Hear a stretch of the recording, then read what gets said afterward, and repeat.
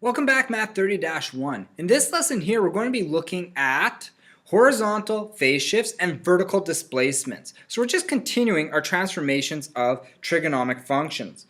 So let's take a look at A here. It says, describe how the graph given the function compares to the graph y is equal to sine x when it's where x is in degrees. So if I look at this one here, we have actually x is replaced with x minus 30. So that means we are shifted 30 degrees to the right. So we have a horizontal translation of 30 degrees right. Okay? Now I look at this, it's sine and then x plus 2. If we notice, this 2 is outside of the bracket. So that's actually going to be my d value. So really here, y got replaced with y subtract 2. So this means we have a vertical translation of 2 units up. Okay? Our next one here, we're looking at sine of x plus 60 degrees and then minus 1. So we have two different things going on here. We got x got replaced with x plus 60. Okay? And we have y got replaced with y plus 1. And then it got moved over to this side here. So we have a horizontal translation of 60 degrees right, or 60 degrees left in this case. And we have a vertical translation of 1 down.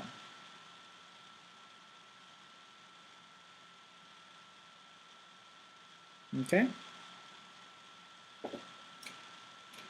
Or we could say a translation of 6 degrees left and 1 unit down. So now we look at this one here. Y is replaced with y minus 45, and x is replaced with x minus 45. So in this one here, we have a translation of 45 to the right, 45 degrees to the right,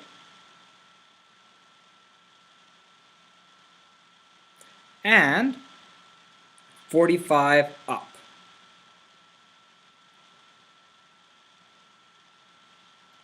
Okay? So when we are talking about horizontal translations in trig, we're talking about horizontal phase shifts. When we're talking about vertical translations, we're talking about vertical displacement. So we're looking at the first graph, y is equal to sine x. What is the horizontal phase shift? 0. What is the vertical displacement? 0. This one here, s got replaced with x minus 4. My horizontal phase shift is pi over 4. Vertical displacement? None. Next one here, we're affecting our y. We have 0 phase shift and we have a vertical displacement of 5 up. Okay? Oh, this is pi over 4, right. My next one here, I look at this, we have a vertical displacement of 3 pi over 2 rads left, and we're moving pi down. Pi units down. Then I look at this last one here, well, we are moving c rads right, and d up. Okay? Now I look at this here, same idea. We have c radians right,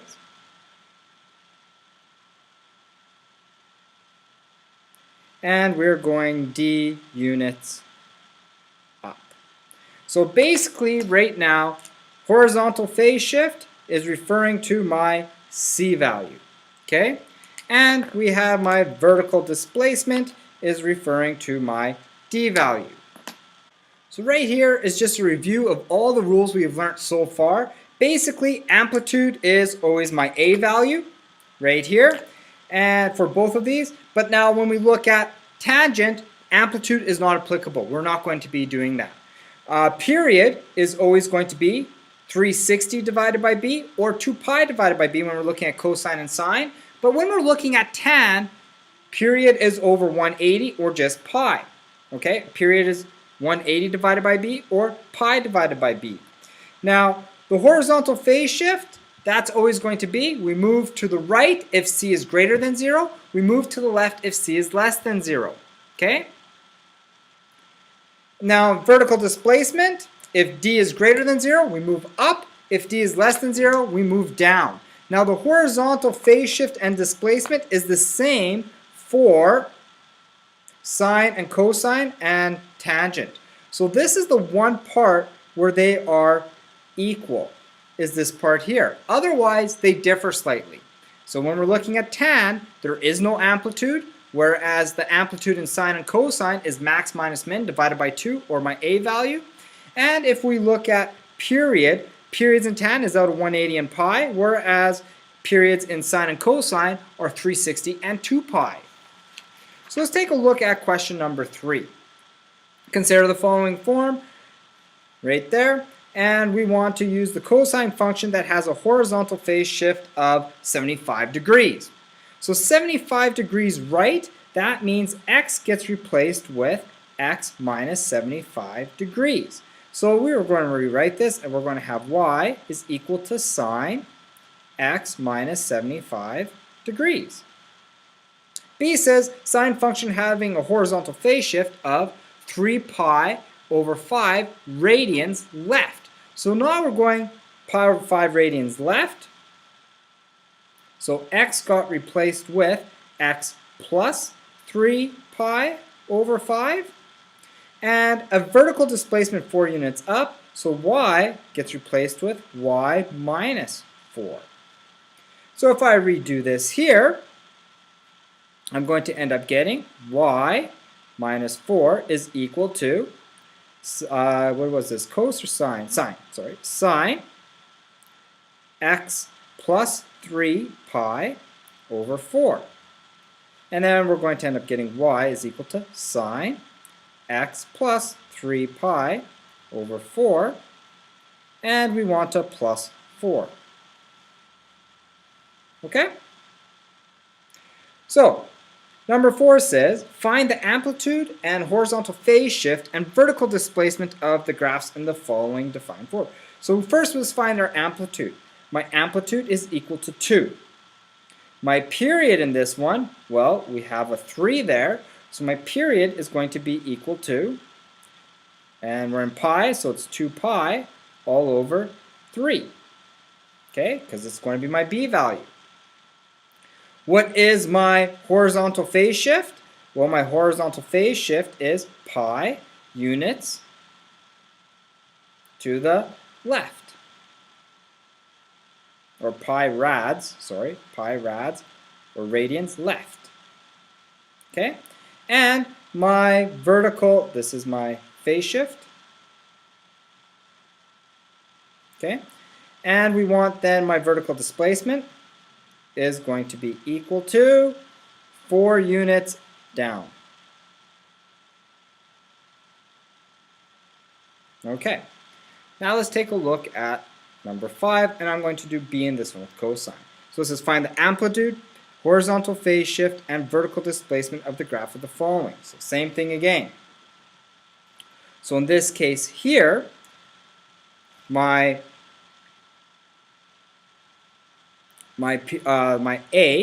amplitude is 1, okay? Because absolute value of negative 1 is 1. My period is going to be 2 pi divided by 2, which is equal to pi. Now, before I get my phase shift, I have to simplify this into this form here. So I have to take the b, my b value, out. So this is going to be the same thing as negative cos 2 bracket x minus pi over 4, because I divide both of these by 2 to take that out, and then we go plus pi. Alright? So I look at this now. My phase shift is My phase shift is equal to pi over 4 radians right. Okay? And we are shifted, my vertical displacement is equal to pi units up. Okay? Okay, so let's take a look at class example number 6. Here it says write the equation on the graph in the form of y is equal to sine x minus c. So I want to find the equation for this graph here, and it's the sine equation. So I'm first going to look at my amplitude. Well, my amplitude, we go from 4 to negative 4, so my amplitude is going to be equal to 4. Now I want to find my period. My period, if I look at it, we go from here, we start from here, and we go to here. I go up and there. This is shifted. It looks like 2 units that way, and from here 2 units that way, so it's still 2 pi. So my period is equal to 2 pi, okay? Which means my b value is equal to 1. Now we also want to find out what is my phase shift. So right here we move 2/3 of pi over 2. So that's 2/3 of pi over 2 is going to end up giving me pi over 3 is equal to my horizontal phase shift. So now let's find out what my formula is going to be. We have no vertical displacement. It's going to be y is equal to 4 sine x minus pi over 3, because this is to the right, and that's rad's right. Okay? Let's take a look at one more. We're going to look at c, which is a cosine. So same idea again. We want to make the equation for this. So my a value is going to be 4, okay, because we go from 4 to negative 4. Subtract those divided 2, we get 4.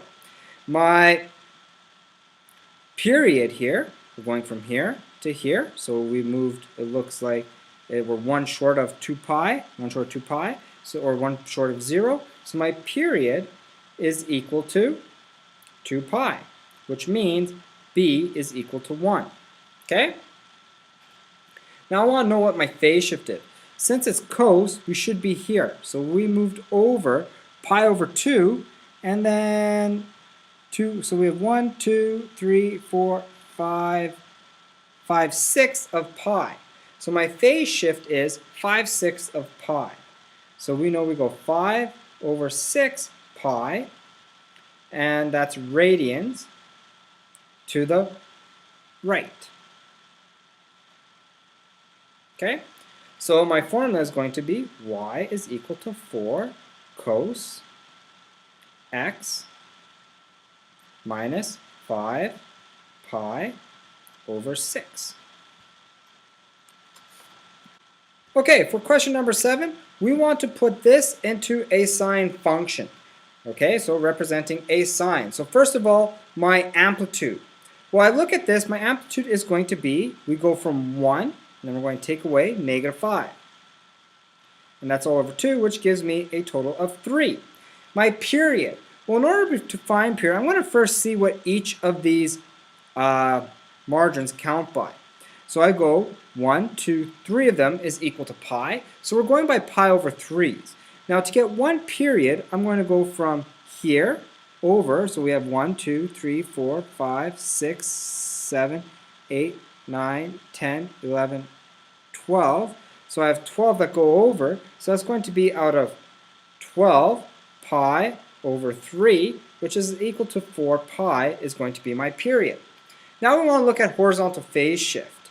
So I want to look right here. I find my midline, which is going to be right there. And I am shifted over pi over 3 left. So that's pi over 3 left. Okay? And then I want to know what is my vertical displacement. My vertical displacement is going to be, well, I got shifted down 2 units. So my vertical displacement is 2 down. Okay? This is radians, by the way. So now if I look at B, all it wants me to do is write the equation for all the work we did. So I look at this here. I know my a value is 3. So I'm going to have y is equal to a, and we have sine b x minus c plus d. Okay, so we're going to end up getting my a value is 3 sine. My b value is going to be, well, if my period is 4 pi, my b value is going to be 1 over 2. Okay, and then we're going to have, oops, put this right here, 1 over 2. And then we're going to have x minus pi over 3, plus pi over 3, because it's to the left. And then we want to go 2 units down, so that's minus 2.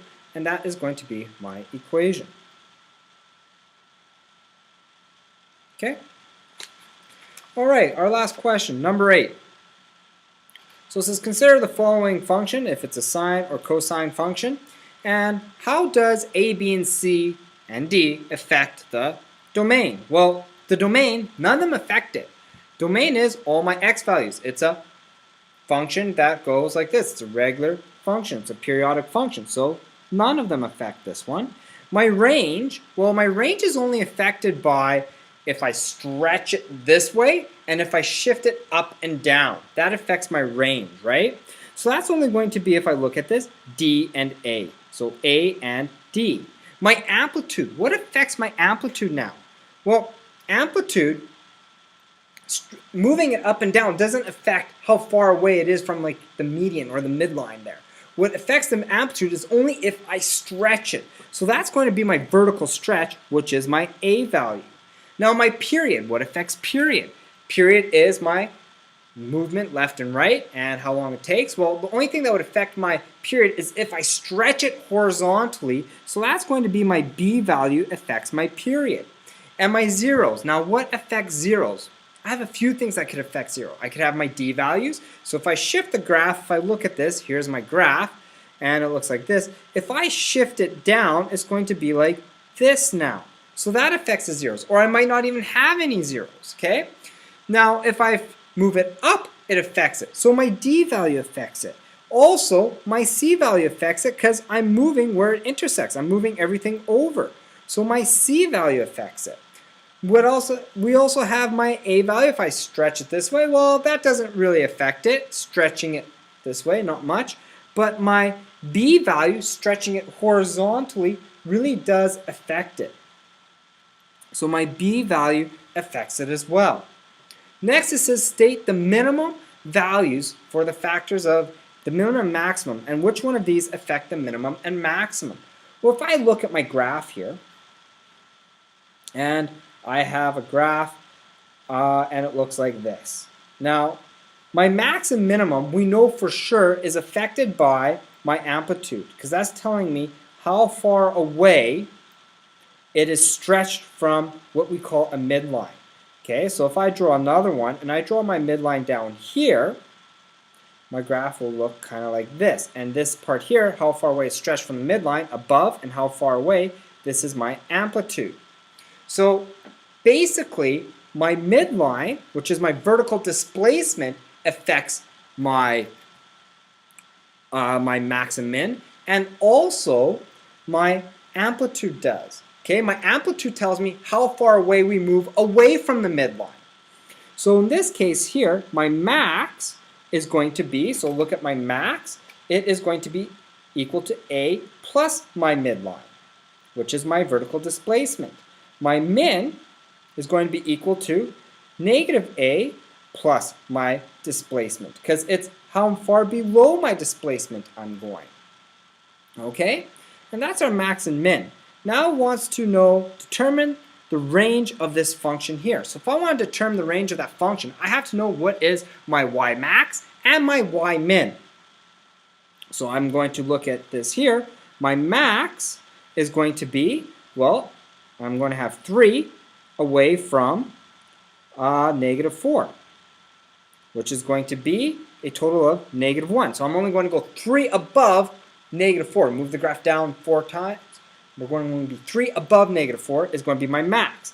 And my min is going to be equal to 3 below negative 4, which is equal to negative 7.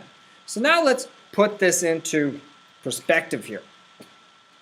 We have to put in my range, so we're looking at y such that, and we have a min and a max of y, and my minimum is -7 could be equal to, and my max is -1, and y is an element of all real numbers.